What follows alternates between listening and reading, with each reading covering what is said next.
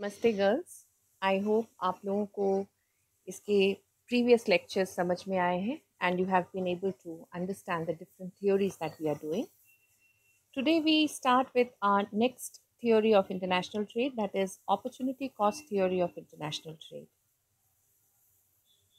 रिकार्डो द्वारा प्रतिपादित तुलनात्मक लागत का सिद्धांत मूल्य के श्रम सिद्धांत पर आधारित है, क्योंकि वह लागत को केवल श्रम में ही अंकित करता है. So the Ricardian theory of comparative cost advantage is based on the value theory of labor, because according to Ricardo, the cost of production is in terms or calculated in terms of labor prices. इसे वास्तविक लागत की विचारधारा कहते हैं. This is also known as real cost approach. वास्तविक लागत की विचारधारा पर आधारित यह सिद्धांत न केवल अपर्याप्त है बल्कि अवास्तविक मान्यताओं पर भी आधारित था. But Ricardian theory was not only based on unrealistic assumptions, but it is also inefficient in providing a proper solution to terms of trade and to the gains of trade. इसीलिए इन दोषों को दूर करने के लिए प्रोफेसर हबर्लर ने अंतर्राष्ट्रीय व्यापार की एक वैकल्पिक विचारधारा के रूप में अवसर लागत सिद्धांत को प्रस्तुत किया. Hence, as a solution to get rid of all the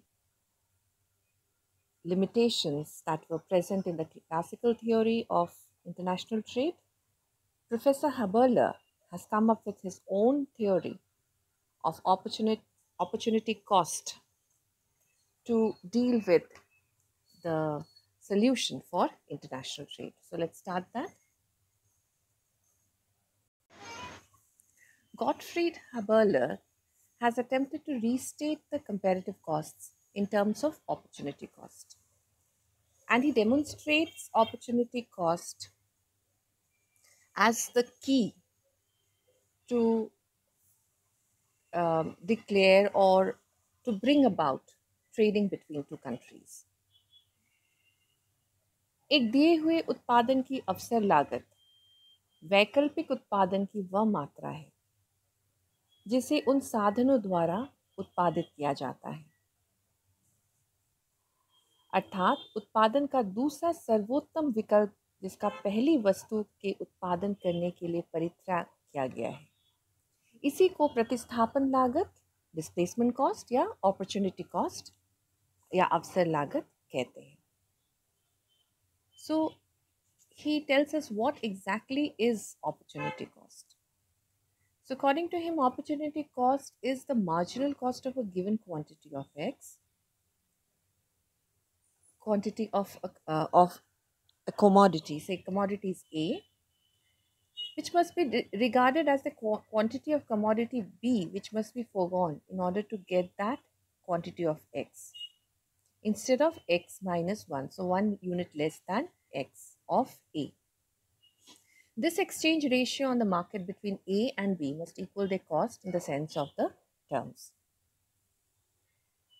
for an example, उन्होंने ये कहा कि एक किसान अपने खेत में गेहूं या चना दोनों में से किसी एक का उत्पादन कर सकता है ना. यदि वह चना का उत्पादन करता है तो वो अवसर लागत गेहूं की वह मात्रा होगी जिसका उत्पादन किया जा सकता था, किंतु वह उसे त्याग कर चने का उत्पादन करता है. So here Haberler gives an example of a farmer who can produce in his field either wheat or some grams or lentils, जिसे हम दाल भी कहते हैं. So if he produces wheat, then he will have to sacrifice the amount of lentils he could have produced in his field. And to produce that quantity of wheat, he sacrifices a quantity of lentils. That is the opportunity cost.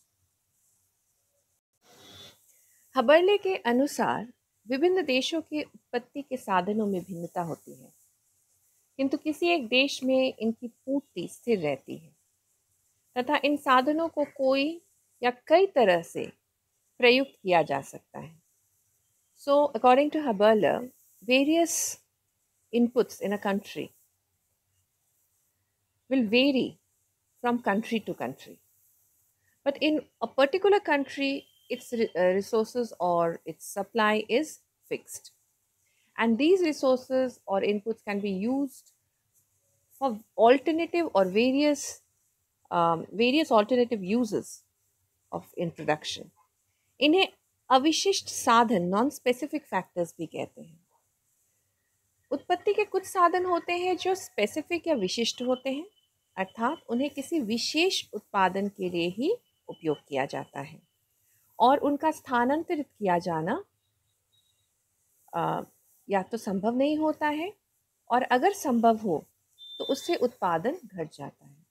So if there are specific factors of production which are used for only certain specific productive activities, then either they cannot be shifted or they cannot be used for other productive activities, or if they can be shifted or used for other productive activities, then in that case, if they are shifted from one production to another, then the production from which they have been shifted will get reduced. विशिष्ट साधनों की दशा में विनिमय अनुपात प्रतिस्थापन की सीमांत दर से निर्धारित होती है. So Haberler here states that in the case of specific inputs, the exchange ratio will be decided by the marginal rate of substitution, MRS. अर्थात दूसरी वस्तु की एक अतिरिक्त इकाई को प्राप्त करने के लिए एक वस्तु की कितनी इकाइयों का त्याग किया जाता है. So to obtain one additional unit of a commodity, how many units of another commodity am I sacrificing? That would be the MRS, that is marginal rate of substitution, प्रतिस्थापन का सीमांत दर. हबर्लर ने दो वस्तुओं के बीच विनिमय अनुपात को अवसर लागत में व्यक्त किया. सो हबर्लर हैज एक्चुअली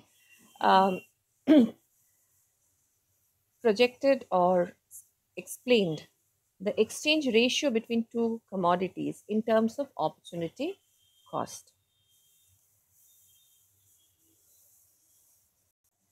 उन्होंने एक और एग्जाम्पल दिया है. मान लीजिए भारत में अगर हमें 2 lakh bales means it's a quantity of a unit of cotton production or cloth production we take. So यदि 2 लाख बेल घटाएंगे तभी जाके हम 1 टन वीट प्रोडक्शन को बढ़ा सकते हैं. अर्थात एक यूनिट अगर हम बेल्स को 1 unit of standard unit of measurement of cotton रखें और टन्स को standard unit of measurement of wheat रखें तो 1 unit of wheat will be equal to 2 units of cotton. तो एक्सचेंज रेशियो क्या हो जाएगा? विनिमय अनुपात 1:2. 1 unit of wheat is to 2 units of cotton. उन्होंने प्रोडक्शन पॉसिबिलिटी कर्व अर्थात उत्पादन संभावना वक्र के द्वारा इसको उन्होंने प्रतिस्थापन वक्र भी कहा है. He has also called this substitution curve. और इसी के द्वारा इस एक्सचेंज रेशियो को अर्थात विनिमय अनुपात को समझाया है. प्रतिस्थापन वक्र की आकृति उत्पादन के नियमों अर्थात लागत दशाओं की से प्रभावित होती है. दिस सब्स्टिट्यूशन कर्व और production possibility curve will be dependent, its shape will be dependent on the laws of production or conditions of costs. So cost conditions and production laws will determine what shape this PPC will take. तो PPC का जो ढलान होगी वो तो ऋणात्मक ही होगी, लेकिन वो लीनियर स्ट्रेट लाइन होगी, कॉन्केव होगा या कॉन्वेक्स होगा, ये डिपेंड करेगा उत्पादन या उत्पत्ति के नियमों पर और लागत की दशाओं पर। हबर्लर ने तीनों लागत दशाओं में अंतर्राष्ट्रीय व्यापार की संभावनाओं को अवसर लागत सिद्धांत में यानी अपने सिद्धांत में सम्मिलित करके स्पष्ट किया है। So he has basically explained the three cost conditions, that is increasing cost, decreasing cost and constant costs, in his theory of opportunity cost. उन्होंने तीनों लागत दशाओं को लिया है, बढ़ती हुई लागत, घटती हुई लागत और समान लागत, और उसे अपने इस सिद्धांत में समझाया है। हम उसको समझेंगे, लेकिन उससे पहले हम लोग इसकी मान्यताओं पर नज़र डालते हैं। Let us come to understand what are the assumptions on which this entire theory is based. हबर्लर की जो सिद्धांत है वो इन निम्न मान्यताओं पे आधारित है। पहला मान्यता ये है कि अर्थव्यवस्था पूर्ण रोजगार की स्थिति में साम्य की या संतुलन में रहती है। कमोडिटी यानी वस्तु बाजार तथा साधन बाजार में पूर्ण रूप से पूर्ण प्रतियोगिता रहती है, so there is perfect competition. उत्पत्ति के साधनों में भी होगी और वस्तु बाजार में भी पूर्ण प्रतियोगिता विद्यमान रहेगी। प्रत्येक वस्तु की कीमत उसकी सीमांत या मौद्रिक लागत के बराबर होगी। किसी भी उत्पत्ति की साधन की इकाई यदि वे गतिशील एवं प्रतिस्थापन करने योग्य हैं, यानी वो स्पेसिफिक फैक्टर्स हैं पर वो गतिशील है, they are mobile and they can be exchange, यानी वो सब्स्टिट्यूट किया जा सकता है, तो उसकी कीमत प्रत्येक रोजगार में समान होगी। then its price will be same for all employment levels. Price of each factor will equal its marginal productivity and price of each commodity equals the marginal cost of production. तो अगर हम फैक्टर प्राइस को यानी साधनों की कीमत को देखेंगे तो साधनों की कीमत उनकी उत्पादकता दर के समान होगी और वस्तुओं की कीमत उसके लागत के बराबर होगी। ये दोनों चीज़ें हमें ध्यान में रखनी है। खास करके साधनों की जो पूर्ति होगी वो स्थिर होगी हर देश में। दोनों देश के अंतर में क्या हो रहा है वो हम नहीं देखेंगे, हम देश के अंदर आंतरिक तौर पर घरेलू में बाजार में देखेंगे कि साधनों की जो पूर्ति है वो फिक्स्ड है। State of technology is also taken as constant, अर्थात जो तकनीकी स्तर है वो भी स्थिर माना जाता है। दो कंट्रीज हैं ए तथा बी और दोनों देशों में दो प्रोडक्ट्स या कमोडिटीज को प्रोडक्शन किया जाता है एक्स तथा वाई। दोनों कंट्रीज में दो इनपुट्स को लिया जाता है फॉर प्रोडक्शन, वो है कैपिटल एंड लेबर अर्थात श्रम तथा पूंजी। देश के अंदर साधनों की पूर्ण गतिशीलता होती है, लेकिन देश के बाहर यानी दोनों देश के बीच में साधनों की गतिशीलता नहीं होती है, यानी वो गतिहीन होती है पूर्ण रूप से। दोनों देश में से कोई भी एक देश अंतर्राष्ट्रीय व्यापार में कोई भी प्रतिबंध या बाधाएं नहीं लगाता है और आप कह सकते हैं कि फ्री ट्रेड है या मुक्त व्यापार है। On the basis of these assumptions and in different cost conditions, we will now study how Haberler has explained the opportunity cost curve or the production possibility of curve of the country and explain the international trade. So opportunity, just summarizing Haberler's statements. Opportunity cost means what? It is the sacrifice involved to get or to obtain one unit additional unit for by sacrificing the next best alternative use of that input. तो अवसर लागत क्या है? एक वैकल्पिक उत्पादन की वह मात्रा है जिसे प्राप्त करने के लिए ये प्रेजेंट उत्पादन की मात्रा को परित्याग किया जाता है. उन्होंने and he very rightly says that exchange rate in between two commodities in terms of opportunity cost can be described. तो दो वस्तुओं के बीच में जो अनुपात होगी, विनिमय अनुपात होगी, वो अवसर लागत के द्वारा उन्होंने स्पष्ट किया है. और इसे ग्राफिकली उन्होंने कैसे प्रेजेंट किया है?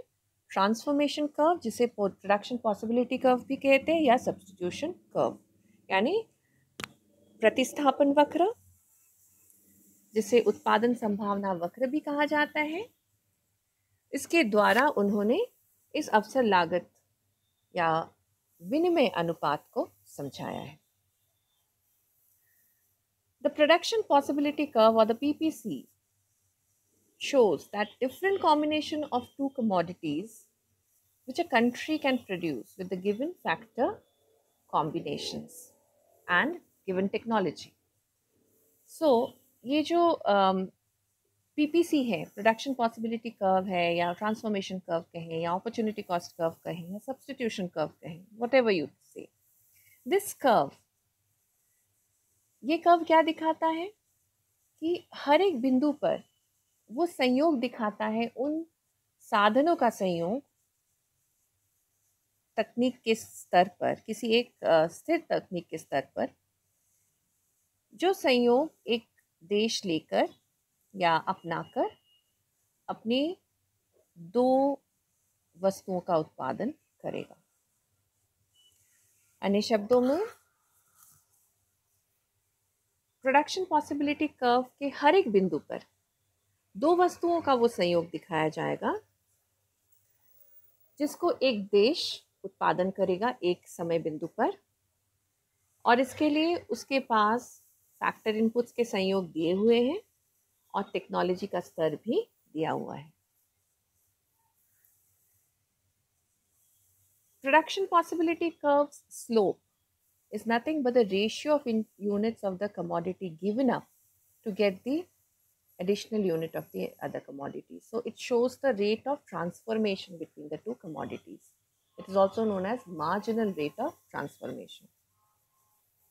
PPC की जो ढलान है वो, उसको हम लोग MRT या MRS कहते हैं, यानी सीमांत प्रतिस्थापन दर है वो. और वो क्या दिखाता है कि एक यूनिट, एक वस्तु को प्राप्त करने के लिए हम दूसरे वस्तु की कितनी इकाइयों का त्याग कर रहे हैं.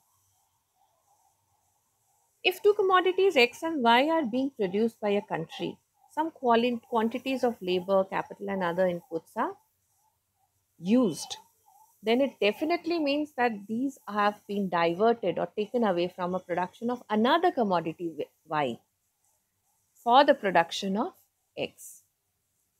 And for any additional unit of X being produced, some units of Y will be sacrificed from production. So units of Y given up for the transformation of one unit of X can be shown by the following equation, that is MRTXY, which is delta Y by delta X, and it will be in negative terms. यदि एक देश में दो वस्तुएं का उत्पादन हो रहा है, X तथा Y, और हम X की कुछ अतिरिक्त इकाइयों का उत्पादन करते हैं उस देश में, तो ये हम मान के चलेंगे कि Y के कुछ इकाइयों का उत्पादन बंद किया जा रहा है.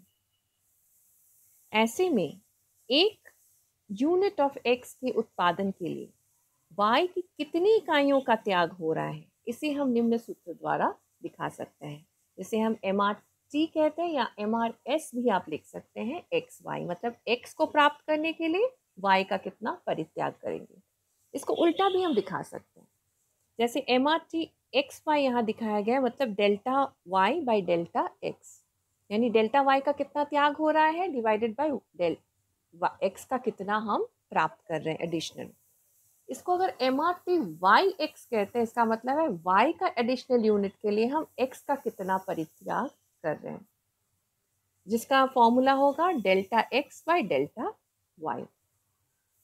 So if we write it as MRTYX, then also it will be that how many additional units of Y is being produced by sacrificing certain units of X. So it will show the marginal rate of transformation of Y for X.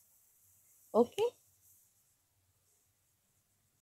In the next video, we will come up with the different cost conditions. आप यहाँ तक I hope you've understood, and we'll continue the next theory in our next part of the video.